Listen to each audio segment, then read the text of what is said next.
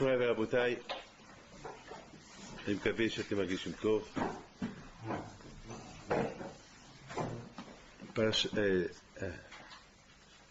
La paracha de cette semaine, c'est la paracha de Balak.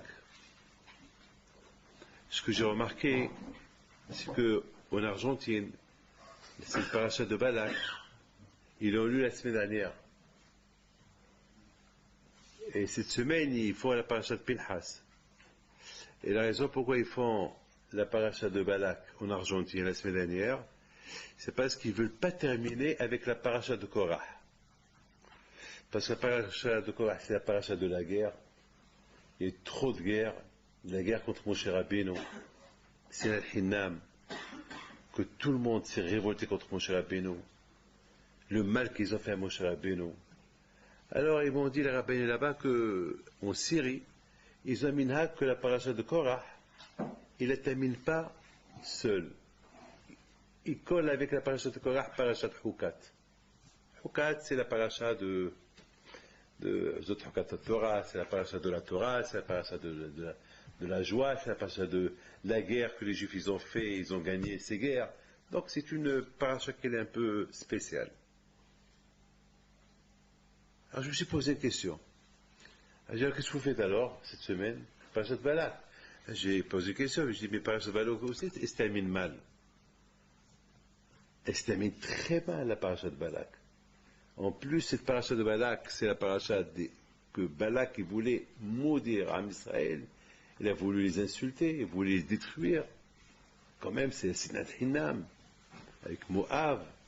Et en plus, les Juifs, ils ont fait l'Avodah Zara avec Baal Peor, et ils sont partis avec des goyotes, et ils ont eu 24 000 morts. Et la paracha se termine très mal, se termine avec Pinhas qui tue Zimri, avec cette goya avec qui il était. Donc, c'est une paracha qui n'est pas extraordinaire aussi. Donc, quelle différence? Alors, vous ne faites pas la paracha de Korah passer à Mahloket, et la Mahloket, et beaucoup de dégâts, et cette paracha aussi, c'est inimaginable. Après 40 ans que les Juifs ils sont restés dans le désert, ils font ce qu'ils ont fait, c'est dur. Bon, ils n'avaient pas de réponse. Ils ont dit, bon, nous on fait ce qu'on nous a appris. C'est ça, Israël. Les Juifs, à Israël, c'est ça, Israël. Ce que les rabbinim ils disent de faire, ils le font. Alors j'ai essayé de demander à gauche, à droite, et chacun il me dit, vous avez raison, mais on ne s'est jamais posé de questions. Alors j'ai donné aux rabbinim, ils ont dit, alors il faut retourner en Syrie, il faut voir de les rabbinim, il y a 200, 300 ans, 400 ans, 1000 ans, ils doivent avoir des raisons, mais finalement il n'y a pas de raison. Ils n'ont pas trouvé de raison. Et moi j'ai trouvé une raison. Un petit Marocain comme moi, j'ai trouvé une raison. J'ai aucun lien avec les Syriens, les Juifs de Syrie. Enfin, mes grands-parents ils sont de Syrie. Et voilà, j'ai trouvé une réponse. Mais avant que je vous donne ma réponse, il faut déjà qu'on essaie de comprendre ensemble Bil'am. Ce Bil'am, un passouk qu'il a lu, qu'il a dit, jusqu'à maintenant ce passouk-là, il y est. Matuvo alecha Yaakov. Matuvo alecha Yaakov, mishkin Israël.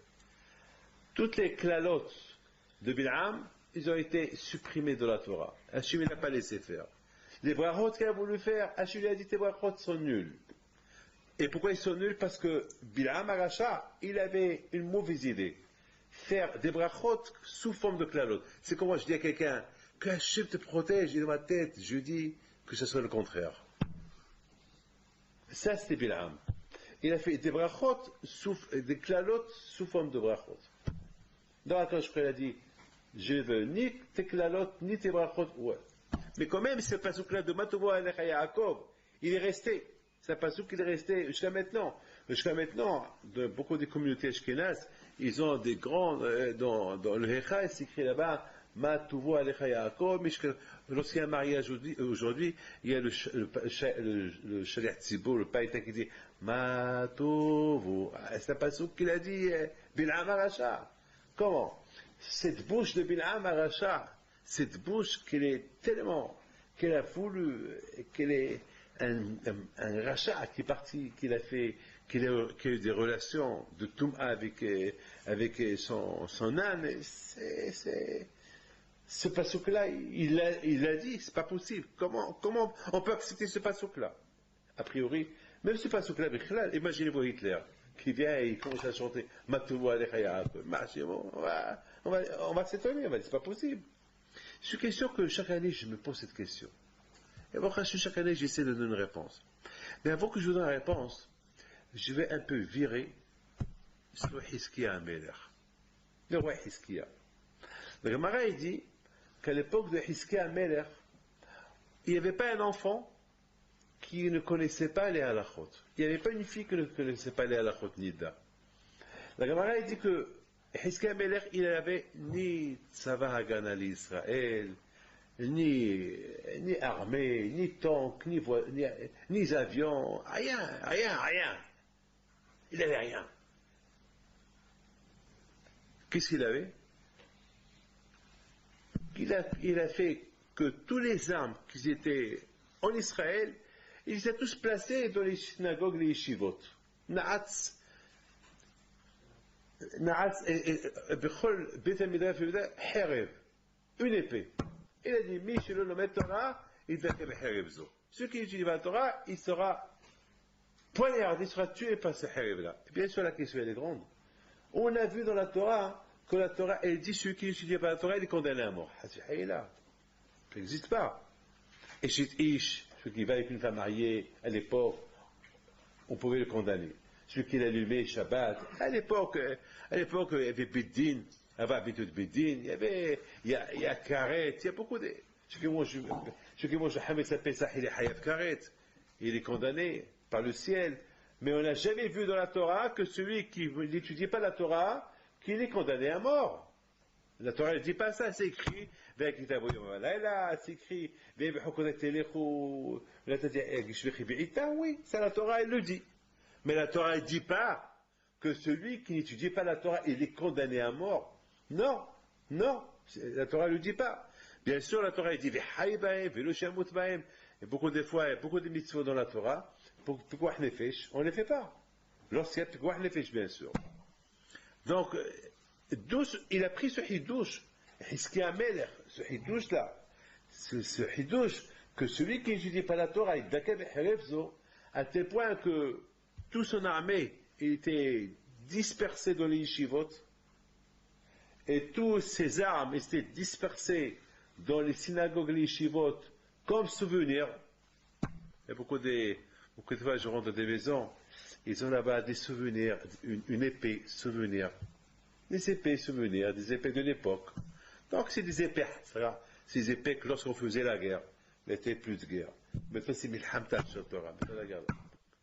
C'est vrai, il faut étudier la Torah, mais jusqu'à qu'on vient dire, on n'a jamais vu. Vous savez, Rabotai, il faut savoir une chose.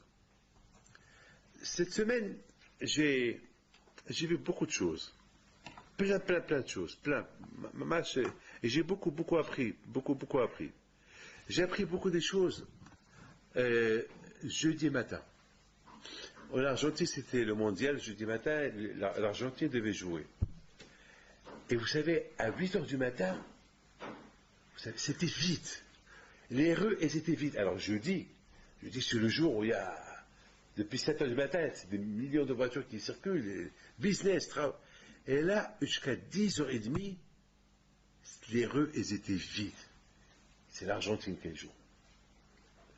Et j'étais comme ça dans la... Mais couché. Même la police, dehors, ils étaient en train de voir le match. C'est-à-dire que l'hôtel, ils pouvaient rentrer les voleurs, ils pouvaient rentrer quiconque, parce que même les ouvriers, en train de voir la télévision. C'est l'Argentine qui joue. Et j'ai commencé à réfléchir. Est-ce que nous, à Israël, et bien sûr, lorsqu'on entend le Brésil qui marque, j'étais en train de recevoir les gens, et soudainement l'hôtel, il a bougé. Le Brésil a marqué un but. Et ça a crié. Jusqu'à que moi-même, je me suis levé. Après, on m'a dit, Rabbi David, c'est à côté, il voyait. Ça. Et je commençais à réfléchir. J'ai dit,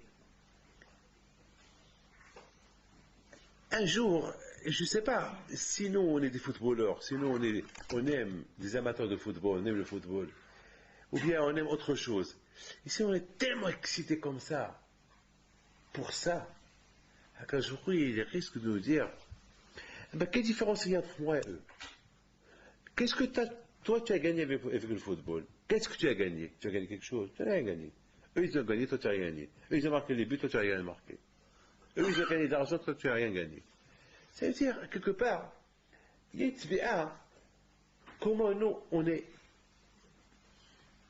on donne la valeur à des voitures, à des maisons, à un football, à un match de football. Et Hachem peut nous dire, est-ce qu'un jour vous avez crié Amen, quand vous avez crié Waouh, goal?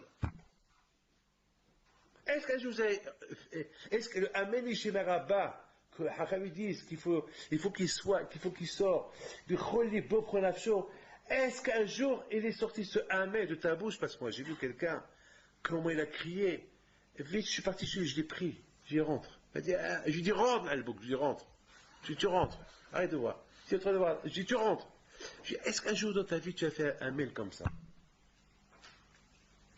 Il me dit non. Je dis, tu te rends compte? Pour un goal que tu gagnes rien avec ce goal-là. Tu es prêt à. Tu te prépares, tu mets tous tes rendez-vous de côté pour voir ce match. Et pour qu'un jour, tu as mis toutes tes affaires personnelles de côté pour Akadosh Baruch Hu. C'est dur, c'est terrible. Alors pour moi, mes amis, j'ai appris des choses. J'ai appris comment on peut aimer Akadosh Baruch Hu par rapport au football. Par rapport à ces gens-là qui aiment le football, je lui ai dit, David, tu vois, regarde comment ils aiment le football, ces gens-là. Est-ce que toi tu aimes Akadosh Baruch Hu comme ces gens-là, ils aiment le football? Regarde comment ils font. Ben, c'est comme ça qu'il faut aimer Akadosh Baruch Hu. Comme ça, il faut aimer Akadosh Baruch Hu. Regarde, il est tout de côté, les rendez-vous, les trucs, les rendez-vous, des affaires, il met tout de côté. Pourquoi? Demain, c'est l'Argentine. J'ai appris ça. J'ai appris ça. Vous savez, Rabotai, il faut savoir une chose. Aspasianus, lorsqu'il reçoit une bonne nouvelle de Rabbi Habé Zakai, Rabbi Habé lui annonce qu'il va devenir roi. Et Aspasianus, c'était à l'époque le chef d'état-major romain. Ah, il était content Aspasianus lorsqu'il a pris la nouvelle.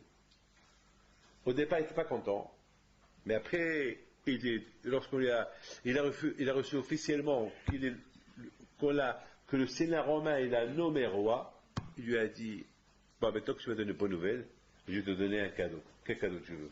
Demande ce que tu veux. Il a donné 3 choses. Parmi les 3 choses qu'il a demandé, je veux Yavne. Yavne Hachamea. Je veux la Torah. Yavne. Il lui a donné Yavne. Et d'accord, je te la donne. La question est grande. À se passer, tu es fou? Tu donnes Yavne. Mais Yavne, c'est la Torah. C'est la chose qu'il ne faut pas donner. Et toi, tu donnes Yavne, tu acceptes qu'on laisse une yeshiva Yavne avec une famille qui va étudier la Torah à la base. Mais t'es fou. Mais tu es fou. Comment tu peux demander des choses pareilles? Il a accepté.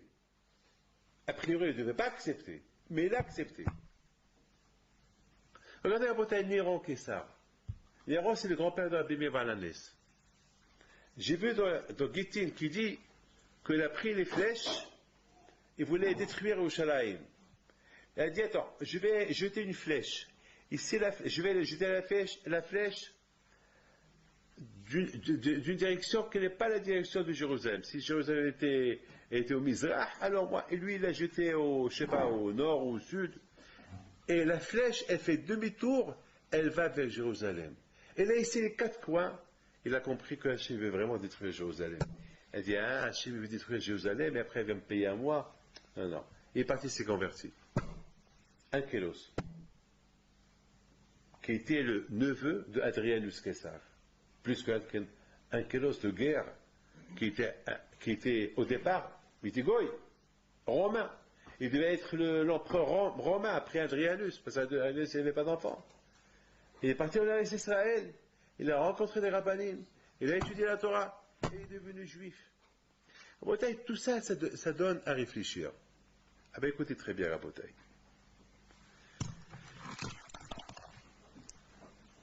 Vous savez que Hiskia Meler,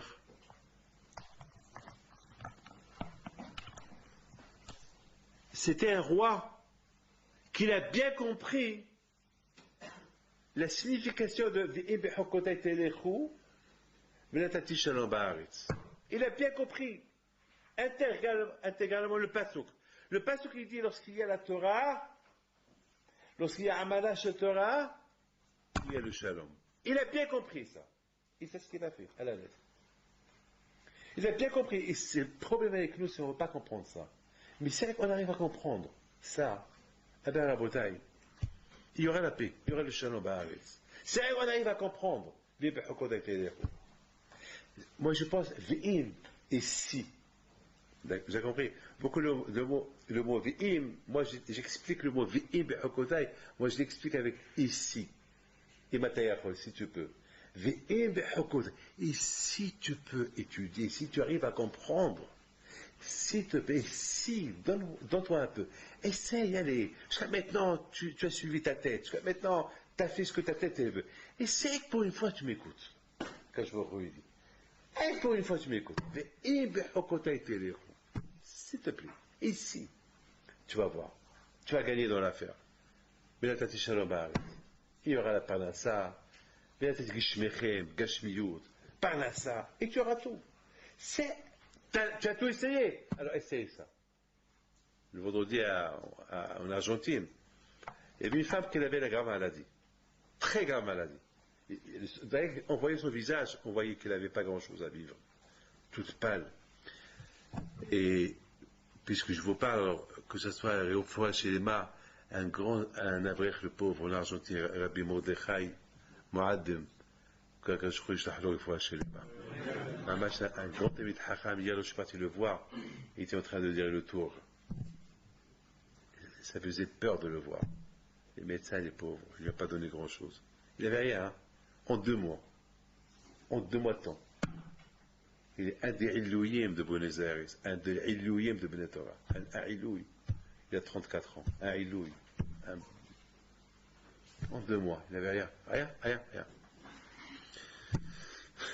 Alors cette femme-là, je lui ai dit, tu fais ça? Elle me dit non. Tu fais ça? Shabbat, mikvé, kashrut, rien. Je lui ai alors fait quelque chose. Elle me dit, je peux pas. Je dis, pourquoi tu peux pas? Alors j'ai commencé à lui dire, et qu'est-ce que tu veux que je fais pour toi?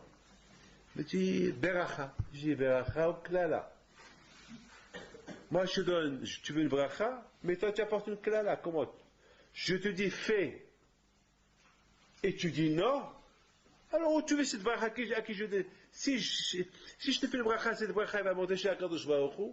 Les malachim vont dire à Akadosh Baruch Hu, c'est là, elle veut le bracha. Mais en contrepartie, elle veut continuer à manger McDonald's, elle veut continuer à... Alors, ça va être énervé. Mais les malachim vont dire à Akadosh Baruch Hu, Mahboula, elle dit, c'est une folle. Laisse, passe à un autre. Regarde un autre, regarde ce qu'il veut un autre. Ne regarde même pas. Je ne comprends pas, comment? Il a fallu que je tape sur la table, fort. Elle a eu peur. Il dit d'accord, je vais faire. On dirait qu'il me fait un service. C'est ce qu'on attend. S'il te plaît, c'est que vous me suivez. Il y aura la bataille Hiskia Meler. À son époque, ils ont réussi à découvrir le koach de la Torah qui est Magina Matsuli. Ils ont découvert ça. Par l'étude de la Torah, ils ont découvert qu'ils n'ont pas besoin des armes. Et la preuve, Sanherib, lorsqu'il est venu faire la guerre,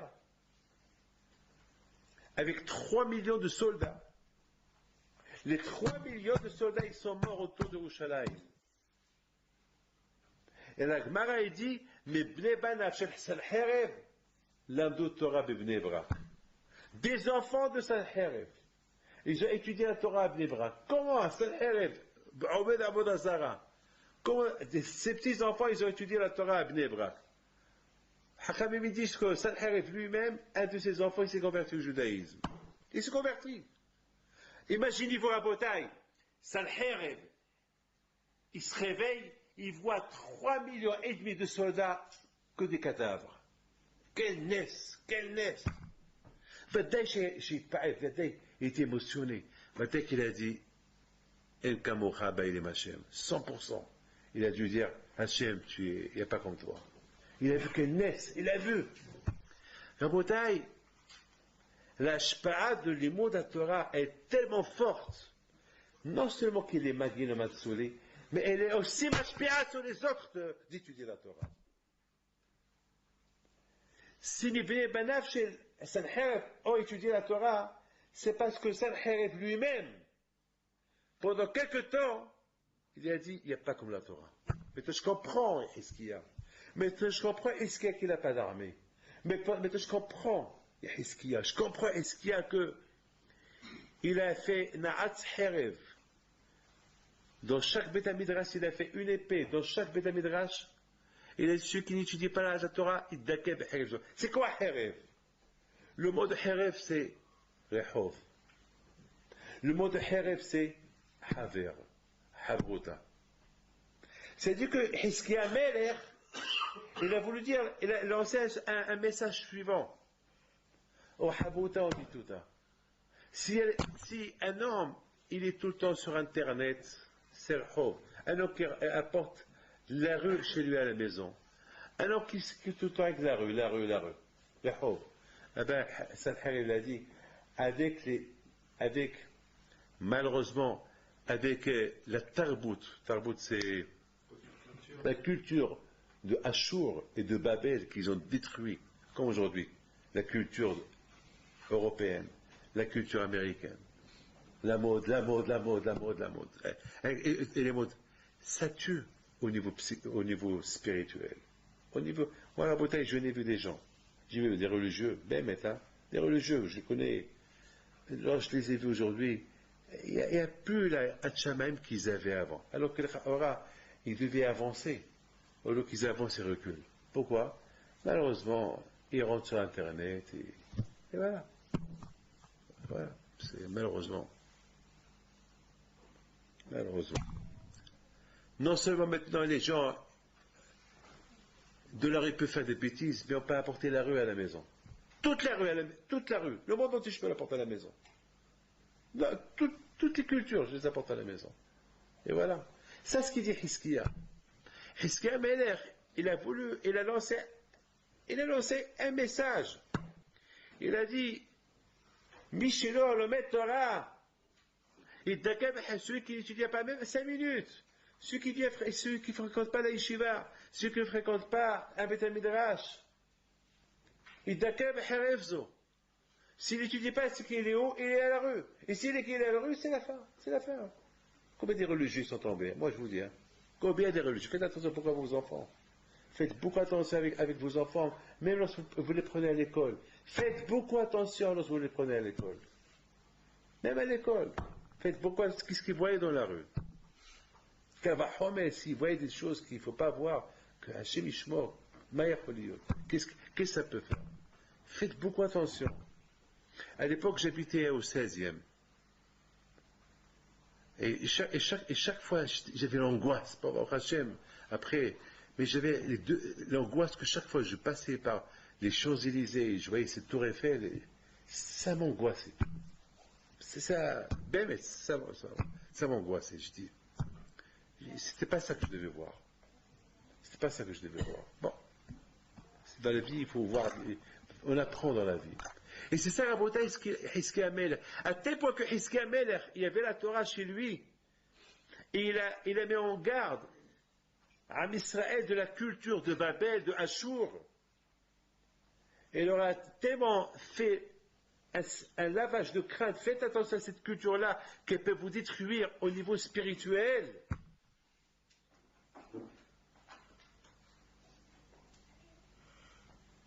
Que Hajj Shalom, ça peut finir, ça peut vous perturber. Voilà, avant-hier, toute cette semaine, j'ai donné des cours de Torah, des cours de Torah très très forts. Et on en un quart d'heure. En un quart d'heure, hein, en un quart d'heure. Il y avait un mariage. Lorsqu'hier j'ai vu ce monsieur-là, j'ai cru dans ma tête, ça y est. Je l'ai gagné, ben, il a commencé à étudier tout ça. Hier je l'ai vu, lorsqu'il est venu pour me dire au revoir, j'ai dit, n'oublie pas ce que tu as écouté, si tu veux, à Hachem, tu commences à tes cours avec tel et tel. Elle dit, ah, je sais pas.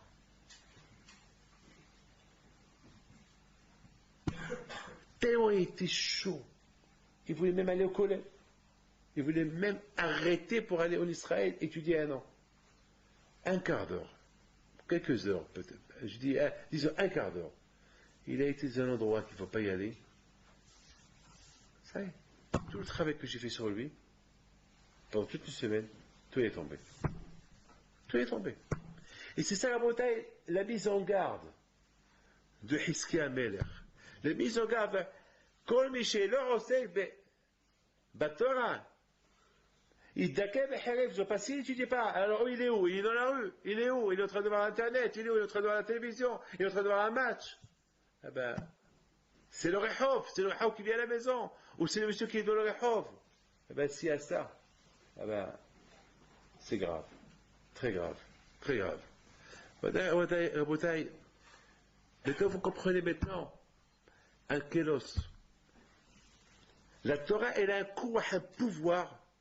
Là où il y a la Torah, elle peut jeter une avira de Kdusha pour attirer les gens vers elle. Mais il faut avoir aussi un peu de volonté. Il faut la volonté, il faut un peu de ratson. Regardez Akash Baruch Hu, Kafa, il les a obligés. Comme un docteur qui oblige quelqu'un de prendre un médicament. Aujourd'hui, il n'y a personne qui nous oblige. Vous voulez qu'on soit malade, là, Esther? Quand déjà ils sont tombés malades, ou il y a eu les maladies, comme tout à l'heure, il y a quelqu'un d'important qui a eu tout à l'heure, il a fallu que c'est la maladie qui l'a emmené. C'est la maladie. C'est sa femme qui est entre la vie et la mort, c'est ça qui l'a emmené. Mais si ce n'était pas ça, il ne serait pas venu. Voilà, il y a où on se force nous pour rentrer au Beth Midrash, ou bien on va être forcé à Hachimishmor, on va être forcé pour faire Teshuvah, comme il y a beaucoup de gens. Et c'est ça la bataille, je pense à la bataille, c'est ça le message. C'est ça la bataille, le message que la Bani Yochanan ben Zakkai, il a voulu lancer au monde entier. C'est quoi le message de la Bani Yochanan ben Zakkai? Au moment que Aspasianus, il était là, et la Bani Yochanan était en face de lui, la Bani Yochanan ben Zakkai lui a dit, il n'a pas refusé. Parce que la Bani Yochanan ben Zakkai, c'était un Ben Torah. Ce qui sortait de sa bouche, il pouvait influencer. Bien sûr, il n'a pas demandé autre chose que ça. Il n'a pas demandé Beth Amikdash, parce qu'il savait que c'était la fin du règne de Beth Amikdash. Le moment est venu pour qu'il soit détruit. Mais il a demandé à Aspasianus, ne tue pas la descendance de David Améler. Il a demandé à Aspasianus, donne-moi des médecins pour Rabbi Tzadok. Et qui est Rabbi Tzadok? Rabbi Tzadok, il a jeûné 40 ans pour ne pas que le Beth Amikdash soit détruit. Le contraire, Aspasianus, il devait lui refuser de lui donner les médicaments. Pourquoi? Parce que qu'est-ce que je vais d'un rabbin qui jeûne pour que j'échoue ma mission? Pourquoi pourquoi? Ma mission c'était de détruire le Beth Amikdash. Et maintenant, il me demande, donne-moi un médecin pour le guérir. Non, mais il a accepté. Il accepte aussi. Il y a venu Pourquoi? Parce que ça sortait de la bouche de Rabbi Yochanan ben Zakkai. Ce qui sort de la bouche d'un tzaddik, c'est accepté. Vous connaissez l'histoire de Rabbi Akiva Iger? Il est venu chez lui à une femme. Il lui dit, mon mari ne veut pas me donner le guet. Ça fait 10 ans de Haguna. Il ne veut pas me donner le guet. Rabbi Akiva Iger, il appelle. Il a dit, c'est vrai que tu ne veux pas donner le guet?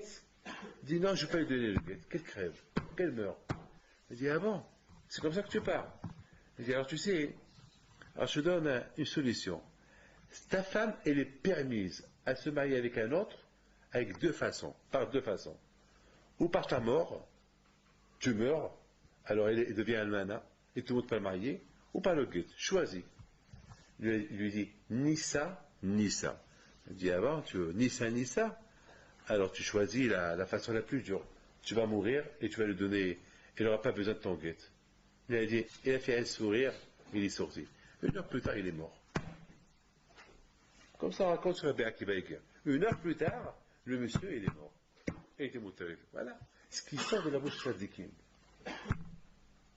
Ce qui sort de la bouche tzadikim. Pas cette bouche-là, il étudie la Torah. Cette bouche qui fait des tchilotes. Cette bouche qui étudie la Torah. Il est mitkasheret avec Akadosh Baruch Hu. Donc, il n'y a pas de problème. Donc, Rabbi Hanabi Zakai, avec ce qu'il a dit, à un spatialus, il a accepté. Il a accepté. Il a accepté les médecins pour Rabbi Tzadok et ne pas détruire, ne pas tuer la descendance de David Ameller. Vous vous rendez compte? C'est-à-dire Mashiach. Quand même, il faut, mais ça sortait de la bouche de Rabbi Hanabi Zakai, il a accepté. Moi j'étais beaucoup mitpael. Comment Aspasial, comment Sanherev, mais Bnei Banav l'âme de Torah, l'ashpa'a du limud de Torah de Hiskia Meller, ça a fait à ce que même Sanherev, celui qui était Oved Avodazara, celui qui était méchant, celui qui était Racha, Moshe Bikipahat, qui est venu avec 3,5 millions de soldats, il a vu la vérité. On ne peut pas contredire la vérité. Lorsqu'on voit la vérité, tout à l'heure, quelqu'un, il est venu tout à l'heure ici, mais dit, combien ils étudient ici, ils sont là. Je dis, du matin au soir. Mais dit, mais ils arrivent. Je dis, oui. Mais comment? Il lui dit, comment? Il me dit, comment? Je dis, il n'y a pas de comment. Mais c'est dur, il m'a dit. Comment? Alors moi je pose des questions. Je lui dis, tu as fait des études? Il me dit oui. Tu étais à l'université? Il me dit oui. Tu as fait quoi? Finance. Et je lui dis comment? À quelle heure tu dormais? Parfois je dormais jusqu'à 2 heures du matin, 3 heures du matin. Ah. Et là-bas tu n'as pas dit comment? Pour Hall, tu n'as pas dit comment? Et pour ça tu dis comment? Tu sais quoi la raison? La différence entre le Hol et le Kodesh. Les Avdil. Le Hol, tu penses à la parnassa de ce monde. Alors tu penses qu'à ce monde. Tu veux vivre dans ce monde. Alors tu penses qu'à ce monde. C'est tout. Alors tu es obligé de ne pas dormir. Voilà. Tu es obligé de ne pas dormir. Parce que tu penses qu'à ce monde. Je dis, ceux-là, ils ne pensent pas qu'à ce monde, ils pensent à l'autre monde. Ceux-là, ils ne pensent pas qu'à eux, ils pensent à d'autres. Toi, tu travailles dans les finances, tu penses qu'à toi, à ta femme, tes gosses, et c'est tout. Et ta famille. Ceux-là, ils pensent à d'autres, ils étudient pour enseigner à d'autres. Voilà la différence entre toi et eux. Et la différence est que toi, si tu es riche, les gens vont être jaloux de toi. Tu as une belle voiture, les gens vont être jaloux de toi. Ceux-là, avec la Torah qu'ils étudient, ils ont réussi au niveau spirituel d'autres personnes. Voilà la différence entre toi. Toi, tu as la richesse, tu la gardes pour toi. Le richesse spirituelle, ils la partagent avec l'autre. Voilà la différence entre toi et eux. Et la Torah, eux, elle apporte un shefa à beaucoup. Nebuzaradan, celui qui a détruit le premier temple, il a tué des centaines de milliers de juifs. Et après, il a vu un peu de sang. Bon, du sang qui bouillait. C'est quoi ça? Ah ben ça, c'est un Navi, Zechaya qu'on a tué, il y a 200 ans. Il veut pas se calmer. Ah bon, moi je vais le calmer. Et il a égorgé des millions de juifs là-bas. Il ne veut pas s'éteindre. Il ne veut pas s'arrêter. Il dit, Moussarata, il va chez lui. Zechaya, tu veux que je tue tous les juifs pour que toi tu te calmes? Calme-toi. Quand il a dit quoi? Ce rachat, il a de la peine pour mes enfants. Et moi, je n'ai pas de la peine pour eux. Et le sang, il s'est calmé. Lorsque Zaradan, il a vu ça, il s'est converti. Il dit, wow, Aliyah. Si pour un juif qu'ils ont tué les juifs, combien j'ai tué, moi que j'ai tué tous ces juifs-là, Combien quand je vois qu'est-ce qu'il va me faire comme punition? Il a fait un calva Omer. Il est parti, il s'est converti. Alors, regardez la shpa'a d'une chose, combien elle peut agir sur d'autres personnes. La shpa'a, une bonne shpa'a. Quand il y a une mauvaise shpa'a qui peut, une mauvaise influence qui peut influencer beaucoup de gens à être mauvais, comme c'est une bonne influence, elle peut influencer beaucoup de gens pour être dans le chemin. Et la shpa'a de la Torah, elle a un pouvoir, non seulement d'influencer tout le monde, mais de protéger, d'apporter la parnassa, d'apporter le shefa, d'apporter la refoua, d'apporter plein de choses, plein, comme à l'époque de Hiska Meller. Et non seulement ça, ça fait son effet, même sur Sanheref, que Sanheref, lui-même, il a fait teshuva. Ses enfants, ils se sont convertis. Et de sa descendance, ils sont sortis des gens qui ont étudié la Torah. Après tout ça, on comprend maintenant, Bilam. Bilam, c'est un rachat. Rachat, mouchat, mamzer, dites sur lui ce que vous voulez. Mais c'est écrit, Vayar, Bilam, Israël, Ishvata, Vayar. Il a vu. C'est écrit Vayar. Matouvoa, qu'est-ce qu'il a vu? Il a vu les bénis Israël en train d'étudier la Torah. C'est quoi? Quoi, Moshe Rabbeinu, il ne sait pas que je suis venu pour les insulter? Quoi, Moshe, il ne sait pas? Au lieu qu'il ne sait pas que je suis venu pour... Et lui, c'est un grand prophète, quoi, il ne sait pas que je suis venu aider Balak pour les insulter? Au lieu qu'ils sortent faire la guerre contre moi, comme qu'ils ont fait aux autres, ils sont en train d'étudier la Torah. Bil'am, il était aussi prophète que Moshe Rabbeinu. Moshe pour les Juifs, Bil'am pour les Goïms. Yodéa Da'at Elyon. Il connaît même les secondes de la colère de la Baruch Hu. Il connaissait tout, Bil'am. Il connaissait tout. Rabotai, Bil'am, il a été tellement loin qu'il a parlé sur Mashiach. Il a même dit qu'avant que Mashiach va venir, c'est les Ishmaélim qui vont gouverner le monde. C'est eux qui vont gouverner le monde. C'est la folie. Il a parlé sur Bil'am, il a parlé sur Amalek, surtout. Il a dit des Etzot, c'était Bil'am. Et ce Bil'am Aracha, il s'est posé une question. Moshe, il est plus intelligent que moi, il est plus prophète que moi, il parle avec Hachem Panim El Panim, alors que moi, lorsque je me parle, je tombe. Moi, je ne supporte pas la Kedusha. Et Moshe Rabbeinu, il parle avec Hachem Panim El Panim, il est monté au ciel. Lui, il sait pourquoi je suis venu là. Il sait que je suis venu pour insulter Am Israël. Il sait que Balak, il m'a invité. Au lieu qu'eux, ils font la guerre contre Balak. Parce qu'il y a qu'est-ce qu'ils font? Ah, vous allez me dire, parce que Akash n'a pas voulu qu'on leur fait la guerre. À cause de qui? À cause de qui? Je n'ai pris d'autres. À cause de Ruth et Naama qui vont sortir d'eux. Et là, Akash il va tout faire pour que la femme de qui elle va sortir Ruth, elle ne meure pas. Et les autres, ils vont mourir. Non. Bil'am Aracha, il a dit quoi? Ces gens-là, au lieu de venir se défendre, ils sont en train d'étudier la Torah. Ça dit que c'est vrai. La Torah Magéna Matsuri. Pendant quelques secondes, il a vu le Hémet, et ce Hémet, il l'a dit avec son cœur. Peut-être si Mahshemo c'est Hitler, il aurait vu le Hadvo de Alexander qui l'a tué, peut-être s'il l'aurait vu, il aurait fait des choses. Il y avait pas mal de grands tzadikim qui ont été tués par Hitler à Auschwitz.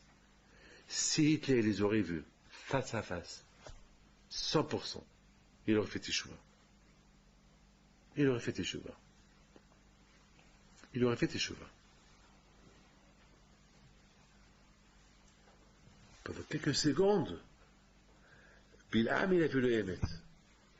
Et ce Hémet qu'il a vu, ça l'a perturbé. Matuvo alecha Yaakov, bishkenotecha Israël. Et c'est la raison pourquoi cette phrase-là, elle est restée comme témoignage, éternellement. Qui l'a dit?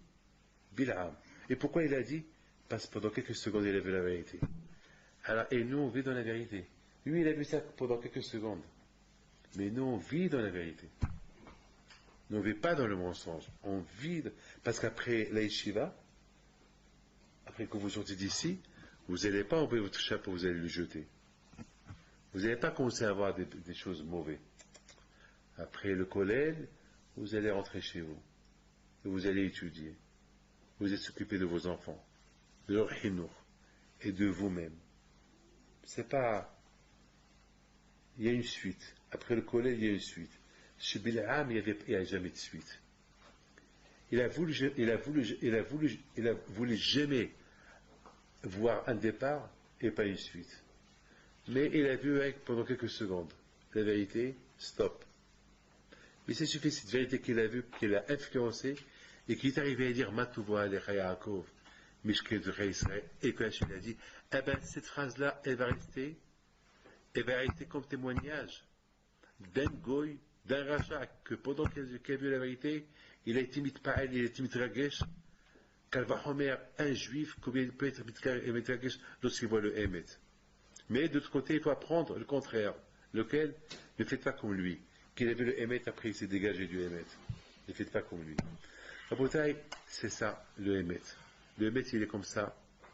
Et le Emet, à notre époque aujourd'hui, est très dur. Très très dur de suivre le Emet.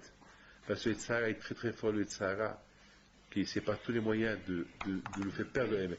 N'oubliez pas une chose. Ahdout. Et c'est la raison pourquoi Akadosh Baruch Hu, je pense, pour répondre à la question qu'on a posée tout à l'heure, je pense qu'Akadosh Baruch Hu préfère quelqu'un qui fait Avodah Zara que quelqu'un qui fait Mahloket et la Shonara. Lorsqu'il y a des Mahloket, après la Mahloket, il y a du la Shonara. Là où vous voyez la Mahloket, il y a la Shonara. Regardez, Korah, Mahloket Korah ve'adato. C'était quoi les conséquences? La Shonara, elle n'était pas sur la Shonara. Il a fait que Veitkan ou Moshe. Lorsque Moshe est passé, Hajdout ou Be'eshit Ish. Du mahloket, que soi-disant il devait être Shem Shamaïm, jusqu'à que, et lorsqu'il y a mahloket, le nom de Akadosh Baruch Hu disparaît. Alors Akadosh Baruch Hu, il dit, je préfère Avodah Zara que mahloket. Les soldats de Lamelech, ils mouraient dans la guerre alors qu'ils étaient tzadikim, et les soldats de Ahab, ils gagnaient les guerres, même qu'ils étaient Rachaim. Quelle est la raison de la Gemara? Il dit, parce que ceux-là parlaient la Shonara, et ceux-là ne parlaient pas la Shonara. Même qu'ils étaient Rachaim. Même qu'ils étaient Avodah Zara. Quand je me dit, c'est pas grave, qu'il y a Ahdout. Donc, dans ces conditions, je comprends pourquoi nos frères syriens, les juifs du Syrie, ils ne veulent pas s'arrêter dans la paracha de Korah, pas estamine très mauvais, il n'y a que le mahlokot. Alors, ils lisent avec la paracha de Hokat. Et alors, pourquoi la paracha de Balak est un mal? Ça y est, même qu'il est un mal, c'est rien du tout. Même qu'il termine mal, il ne disparaît. Il continue toujours à protéger Am Israël. Mais lorsqu'il y a Mahloket et la Shonara, ça se termine toujours mal. Et Akash Baruch aussi il part. Mais lorsque Am Israël ils sont dans Avodah Zara, c'est pas grave, Akash il est toujours avec eux. Et ça, je pense à ce qu'il dit le Ram. Le Ram dit pourquoi Abraham Avinu al Shalom, il voulait marier avec une fille de Haran. Mais là-bas aussi ils sont à Avodah Zara. Pourquoi il ne voulait pas une fille et bon, Rachel, j'ai été mis de Kavan d'Ato, moi aussi j'ai donné la réponse. C'était Rabbi Youssef Soria qui m'a posé cette question. Je lui ai dit, bon, les gens de Canaan, ils avaient des mauvaises midotes. Mais les gens de Haran, ils étaient Avodah Zara, mais ils avaient des bonnes midotes. Il m'a dit, c'est ce qu'il dit le Ram. Que lorsqu'il y a les mauvaises midotes, quand je ne peut pas supporter, comme il faisait Sdom, il tuait les gens, pas de Hesed, pas Walou. Mais les gens de Haran, quand même, il y avait des midotes, Hesed. Dans la bataille, c'est ça. On arrive à réparer et les bonnes midotes et être attaché à Kadosh Baruch Hu lorsque Matouvo Alecha, Be'etov la Torah, lorsque Am Israël Matouvo Alecha Yaakov, lorsqu'on est attaché à la Torah. Et après, on sort de Yaakov, on devient Israël. Comme il dit Ben Ishai, qu'aujourd'hui on est tous Bnei Yaakov. Mais lorsque Mashiach va venir, on va s'appeler Bnei Israël, on va monter de grade. On va va plus être appelé Bnei Yaakov et la Bnei Israël. Donc, Matouvo Alecha Yaakov, lorsqu'on étudie la Torah, pour arriver à un jour à être Bnei Israël, lorsque Mashiach va venir, qu'Akadosh Baruch Hu vous donne bracha ve'atzlacha, be'ut haguf ke'eratson, et que vous prenez beaucoup après les beaucoup de Hiska Melech, il a été mégalé, le sod de ואם בחוקותי תלכו ואת מצוותיי תשמרו ועשימותם ונתתי שלום בארץ. La Torah, Magin, Matsuri, donc on peut réussir avec la Torah Kedusha.